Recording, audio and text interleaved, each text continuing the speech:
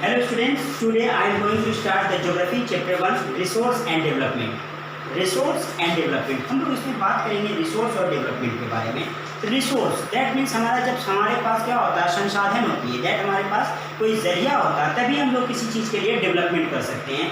अगर हमें क्या करना है, हमें फर्स्ट फ्लोर पे जानी है, हमें सेकंड फ्लोर पे जानी है, उसके लिए हमें क्या होगा, लैडर की आवश्यकता होगी, दैट मीन्स हमें सीढ़ियाँ चाहिए। अगर हमारे पास रिसोर्स नहीं होगा तो हम लोग क्या करेंगे, डेवलपमेंट नहीं कर पाएंगे। तो कहता है what is, first of all हम लोग इसमें डिस्कस करेंगे कि व्हाट इज़ रिसोर्स। रिसोर्स है क्या? Resource, everything in our environment that satisfy our need, it's called resource. हम लोगों का क्या कहता है, एवरीथिंग इन आवर इन्वायरमेंट, जो भी हमारे इन्वायरमेंट में है, जो हमारे नीड को फुल्ली सेटिस्फाई करते हैं, ठीक है, उसी को हम लोग कहते हैं क्या, रिसोर्स। उसके बाद हम लोग इसमें फर्स्ट ऑफ ऑल रिसोर्स में देखते हैं कि रिसोर्स है हम लोगों का, तभी हम लोग डेवलपमेंट कर पाएंगे। विदाउट रिसोर्स हम लोग डेवलप नहीं कर सकते हैं। इसीलिए हम लोगों का बोथ आर इक्वली, इसी वजह से हम लोगों का क्या है, रिसोर्स के साथ हम लोगों ने डेवलपमेंट को लिया है, क्योंकि दोनों एक इक्वल पोर्शन हम लोगों का कवर करता है। क्योंकि रिसोर्स नहीं होगा तो डेवलपमेंट नहीं कर पाएंगे, और डेवलपमेंट जब नहीं कर पाएंगे तो हम किसी को भी क्या बताएंगे, क्योंकि हमारे पास रिसोर्स नहीं था। ओके, अब हम लोग इसमें बात करेंगे क्लासिफिकेशन ऑफ रिसोर्स की। अब हम लोग यहाँ क्या करेंगे, रिसोर्स को क्लासिफाइड करेंगे, ठीक है, इसका वर्गीकरण करेंगे किस पे, on the basis of origin. On the basis of origin पे जहाँ हम लोग बात करते हैं, तो यहाँ हम लोग बात करते हैं बायोटिक और एबायोटिक के बारे में, ठीक है। यहाँ बायोटिक और एबायोटिक दो टॉपिक हम लोगों का इसके अंदर आ जाता है on the basis of origin पे। यहाँ हम लोगों का एक हो जाता है बायोटिक और एक हो जाता है abiotic. Biotic which means life, जिसके पास क्या है, लाइफ है, और abiotic which does not have a life, जो हम लोगों का क्या है, जिसके पास लाइफ नहीं है। यहाँ हम लोग फर्स्ट ऑफ ऑल बात करते हैं फिर on the basis of exhaustibility. Exhaust, यहाँ पे देखिए फर्स्ट ऑफ ऑल ये जो हमारा वर्ड दे रखा है एग्जॉस्ट, ये हम लोगों का क्या कवर करता है, एग्जॉस्ट, जो हमारा क्या होगा, समाप्त हो जाएगा, ठीक है। On the basis of exhaustibility, जो कुछ क्या होगा, खत्म हो जाएगा, उसके बारे में हम लोग यहाँ पे चर्चा करेंगे।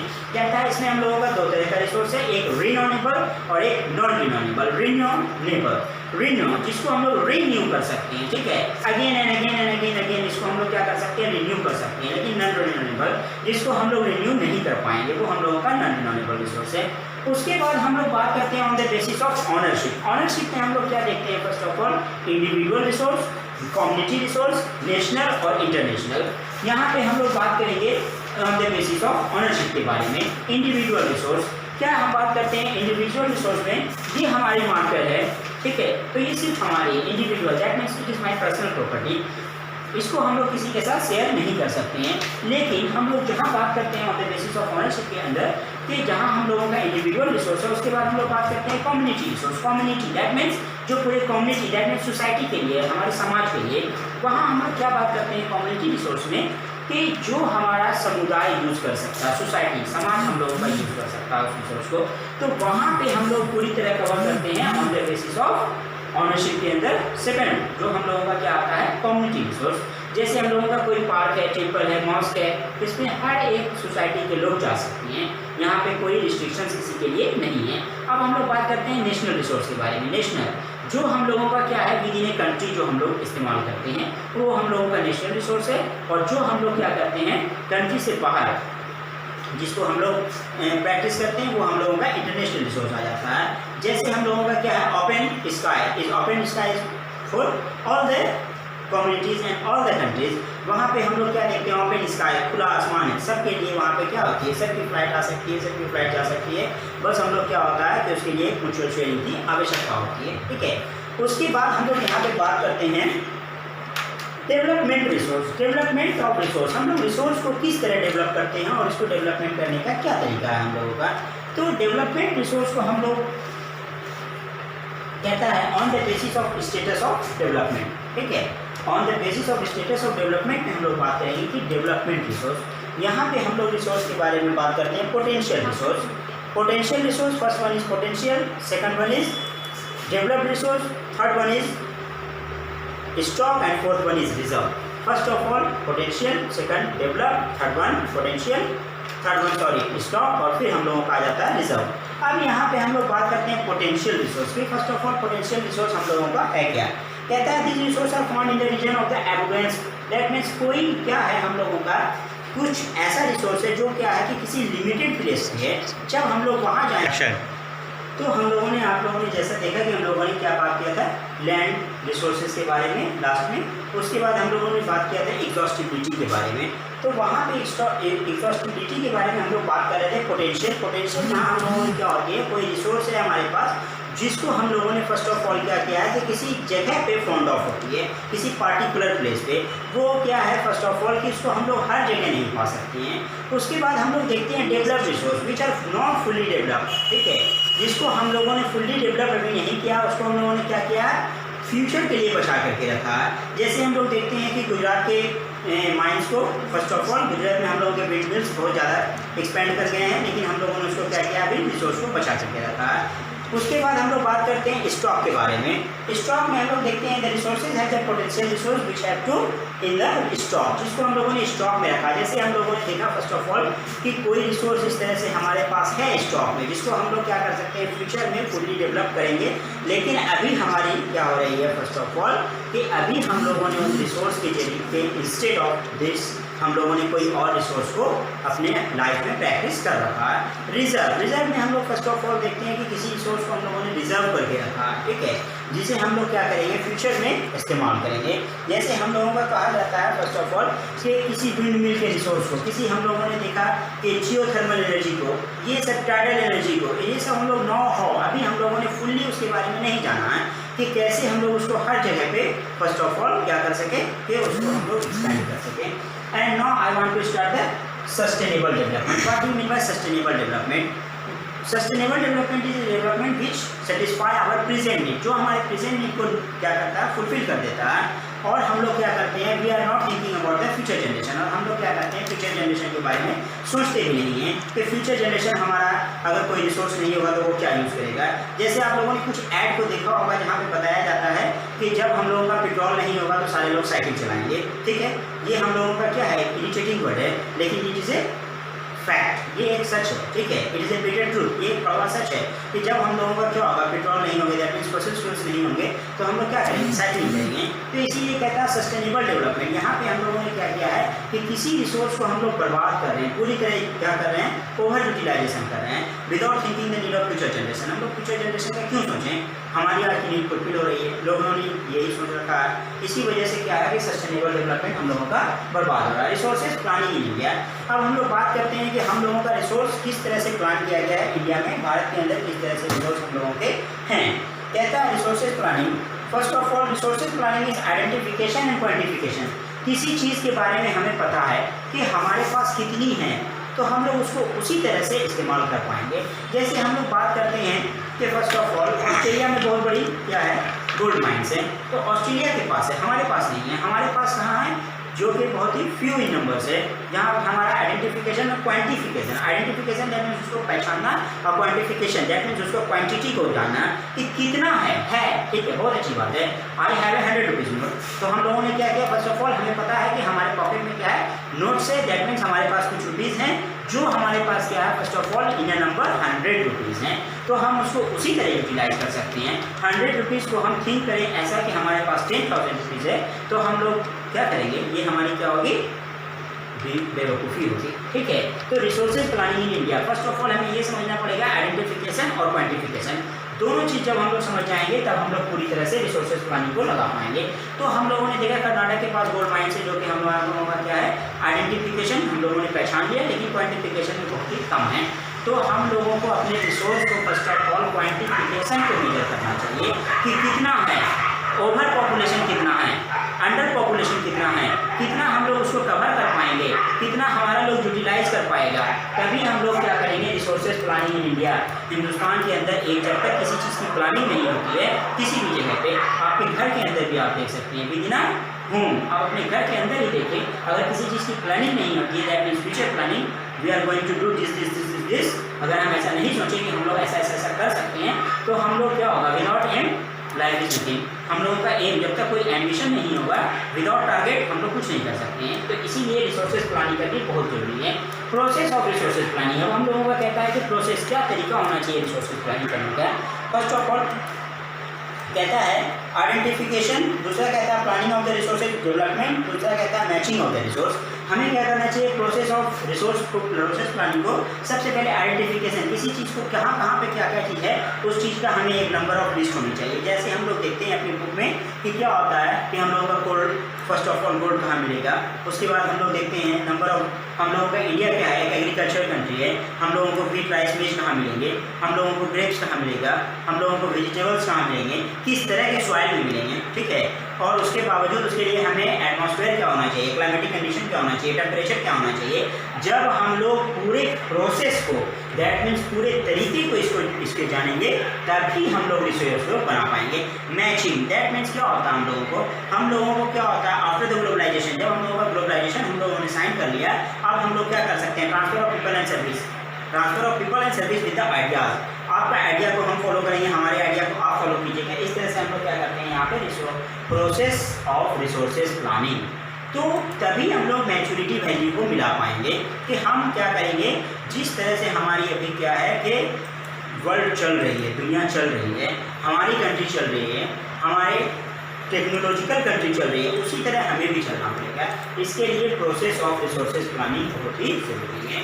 क्या था, conservation of resources. First of all conserve, that means conserve, how to conserve, that means how to protect the resource. हम रिसोर्स को कैसे बचाएंगे, जब तक बचाएंगे नहीं रिसोर्स को तो हमारा क्या होगा, फ्यूचर जनरेशन इस चीज़ को यूज़ कर पाएगा, बिल्कुल नहीं कर पाएगा। तो कंजर्वेशन ऑफ रिसोर्सेज। अब यहाँ हम लोग कंजर्व, दैट मीन्स संरक्षण करना, हमें अपने रिसोर्स को क्या करना पड़ेगा, बचा करके रखना पड़ेगा। अब हम लोग क्या करते हैं, रिसोर्स को बचाएंगे कैसे, हम लोग ओवर यूटिलाइजेशन बहुत करते हैं। महात्मा गांधी ने एक लाइन कहा था कि ग्रीडी इज ग्रीडनेस, ठीक है, ग्रीडी इज ग्रीडनेस। यहाँ पे क्या है कि लालच ही हम लोगों का लालचपन में बढ़ता जा रहा है। और इसको हम लोगों ने फर्स्ट ऑफ ऑल पूरे लाइन्स को जो कहा था, गांधी जी ने कहा था, there is enough for everybody need, not for greed, there is enough for everybody need. उन्होंने क्या कहा था, there is enough for everybody need, not for greed. इतना ही आप अपने पास रखिए, दैट मीन्स जितनी आपकी आवश्यकता है, नॉट फॉर ग्रीड। लालच आ गया हमारे पास अभी हम लोगों ने देखा लॉकडाउन की स्थिति आई, जिनके पास जितनी रिसोर्स थी उन्होंने क्या किया, अपने रिसोर्स को बढ़ाना शुरू कर दिया। उन्होंने ये नहीं सोचा कि हमारा क्या है, फर्स्ट ऑफ ऑल यूटिलाइजेशन कितना, हमारे पास खपत कितना, हम इतना रिसोर्स ला करके क्या करेंगे, दैट मीन्स हम इतना क्या करेंगे, किसी गुड्स को ले आएंगे, किसी सीरियल्स को ले आएंगे, क्या करेंगे इतना। लेकिन लोगों ने क्या किया, महात्मा गांधी ने पहले ही कहा था, there is enough for everybody need, not for greed. यहाँ पे क्या करेंगे, नीड जितना है उतना ही हम लोग इस्तेमाल करेंगे, ग्रीड करेंगे, लालच करेंगे तो फिर लालच बुरी बला है, आप जानते ही हैं। उसके बाद कंजर्वेशन ऑफ रिसोर्स को हम लोगों ने क्या करना है, अपने रिसोर्स को कंजर्व करना है, बचाना है उसको पूरी तरह से। और अगर नहीं बचा पाए तो हम लोगों का वर्ल्ड क्या होगा, पूरी तरह एक्सप्लॉइट होगा। जिस तरह से हम लोग देख रहे हैं कि हर समय टाइम टू टाइम हमारा यूटिलाइजेशन बढ़ता जा रहा है, यूटिलाइजेशन दैट मीन्स खपत, और उसको हम लोग क्या कर रहे हैं, ओवर यूटिलाइजेशन कर करके और भी उसको ख़त्म कर रहे हैं। और जिससे हम लोगों का क्या प्रॉब्लम हो रहा है आज के डेट में, जिससे हम लोगों का ओवर यूटिलाइजेशन के कारण कंजर्वेशन नहीं हो पा रहा। और कंजर्वेशन जब नहीं होगा तो हम लोग रिसोर्सेज प्लानिंग को पूरी तरह डेवलपमेंट, ये टॉपिक सब पूरी तरह बर्बाद हो जाएगा, ठीक है। अब हम लोग कहता है first of all land resources. Land एक हम लोगों का रिसोर्स है, ठीक है, इसे हम लोगों को समझना पड़ेगा। कहता है land is a very important natural resource. Land हम लोगों का क्या है, एक बहुत ही इंपॉर्टेंट नेचुरल रिसोर्स है। क्यों, क्योंकि जितनी भी हमारी जो इंडिया है, India is not a technological country, India is a agriculture country. Total 70% हमारी जो इकोनॉमी रेट है 70% किस पर डिपेंड करती है, एग्रीकल्चर पर डिपेंड करती है। तो हम लोगों का क्या है कि लैंड एक बहुत बड़ा रिसोर्स है। क्यों, क्योंकि लैंड रिसोर्स हम लोगों का इसलिए इम्पॉर्टेंट है क्योंकि जितनी भी हमारी क्या है ग्रोइंग फैसिलिटीज़ होती है, जितनी भी हम लोगों का क्या होता है कि first of all agriculture depend करता है लैंड रिसोर्स पर डेवलप होता है, ठीक है।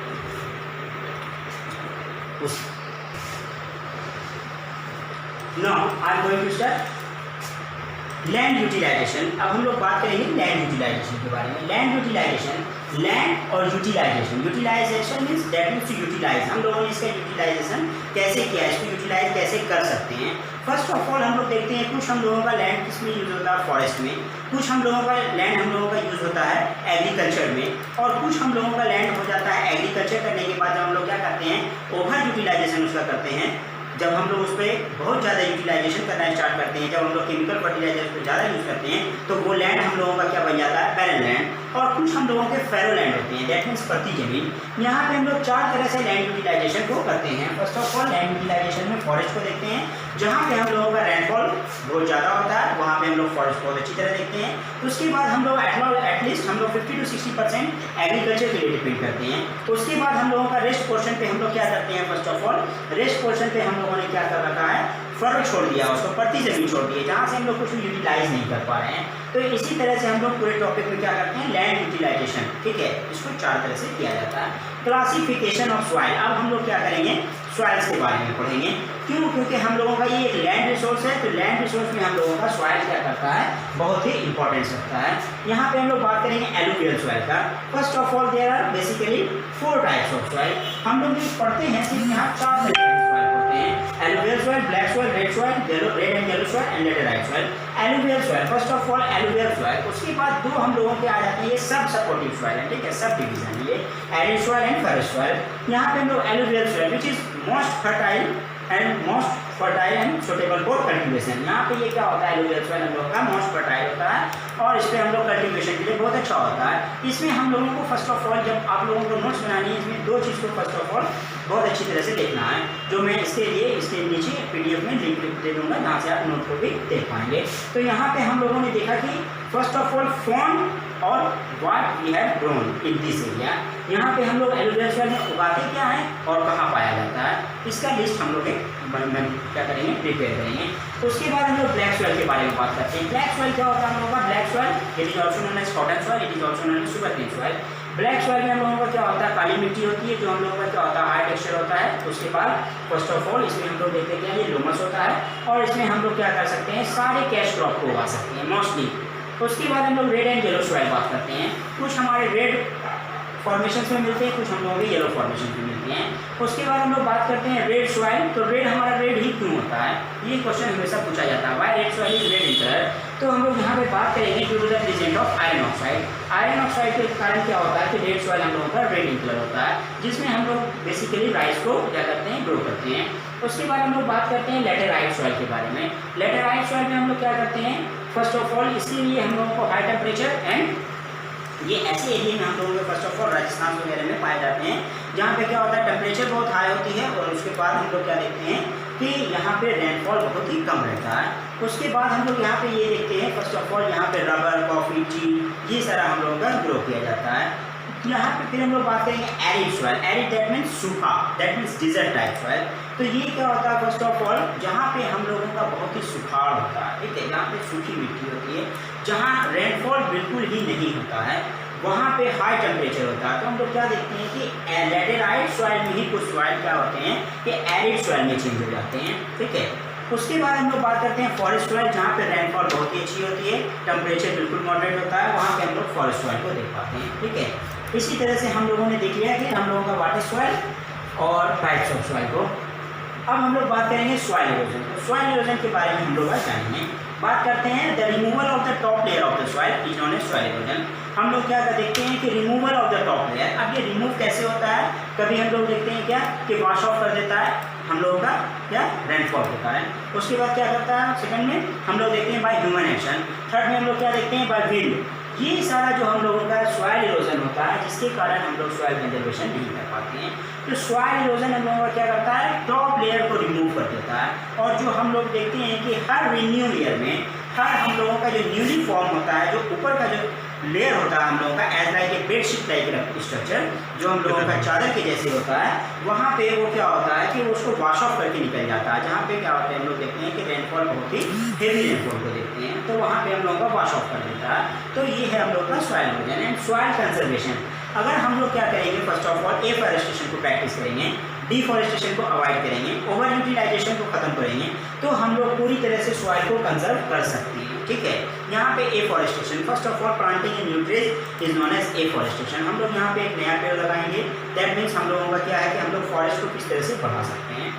तो वहाँ पे हम लोग planting in new trees that is called afforestation, cutting down trees is called deforestation and over utilisation of the resource. किसी भी रिसोर्स को over utilisation of the fertilisers यहाँ पे हम लोग क्या करेंगे, मैन्योर्स का कम इस्तेमाल करेंगे, जिसके कारण हम लोगों का क्या हो कि सॉइल हम लोगों का बैरन ना हो। These all are the information about the resource and development. All of you go through your chapter and read the chapter and get the notes and in this video link. Okay students, bye.